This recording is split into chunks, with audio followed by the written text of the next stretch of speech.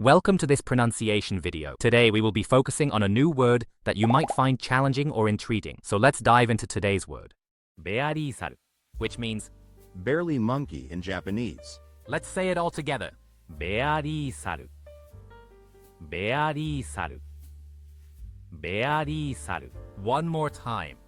ベアリーサルベアリーサルベアリーサル Thank you for joining us on this adventure in pronunciation. Remember, language is a journey, not a destination. Keep exploring, experimenting, and expanding your linguistic horizons. We'll see you next time.